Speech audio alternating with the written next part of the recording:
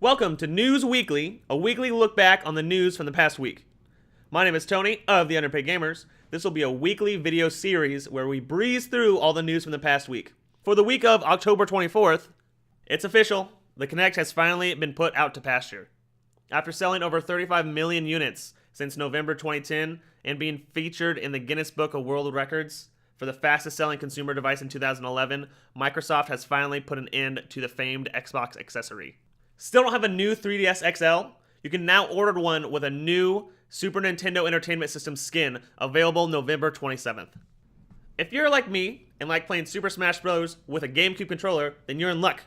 The latest Switch update includes support for GameCube controllers, or more accurately, third-party USB peripheral dongles. Now, does that mean a new Smash Bros. Is on the way for the Switch? Nintendo says no.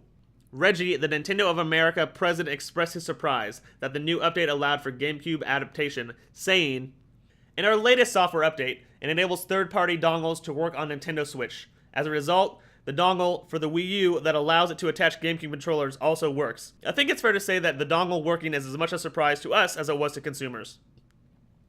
That being said, you can still use GameCube controllers, but be aware you won't have the ZL button, whatever that means. Popular gaming and community-run website NeoGAF is back online after being down for the weekend. Joe Manganiello is set to star in a standalone Deathstroke film. Famed director Gareth Evans of The Raid is working off of a script that he wrote for the film. In other DC news, Zachary Levi has been cast as Billy Batson, also known as Shazam. You might recognize him from his role in Chuck. Zachary Levi is not new to superhero movies, as he played Thor's friend Fandral in the Thor films. While rather slender, Zach is really beefed up for his upcoming role. Nah, just kidding. He's still pretty thin. According to their Twitter, Insomniac is ready to start working on a Sunset Overdrive sequel. "We just need to find a developer," pleads the intern behind their Twitter account. Released in 2014, and the only Xbox exclusive game that Insomniac has made, Sunset Overdrive takes the humor and combat of a Ratchet & Clank series and cranks it up to 11. Insomniac still owns the rights to the game, however, so the sequel could come to other platforms. Did you think the story of Mass Effect Andromeda was finished? Did you think that because everyone told you it was? Well, you're wrong. In 2018, Mass Effect Annihilation, a tie-in novel to the game, will be released in most places in late June. Written by Catherine M. Valente, people in Australia will have to wait a little bit longer. Destiny 2 has finally made it to PC. If you want to shoot timeless alien robots at 4K with an uncapped frame rate, now is your chance. Gather your guardians and take on the raid. After taking a 2-year hiatus, Ubisoft releases Assassin's Creed Origins. Set in ancient Egypt, find out how the Brotherhood of Assassins started. Receiving rave reviews, it might be time to hop back in the Animus. The portly plumber is back in a new adventure platformer, Super Mario Odyssey. Use Mario's trusted hat to Indiana Jones your way into the capture of anything in this new world, exclusively for the Nintendo Switch.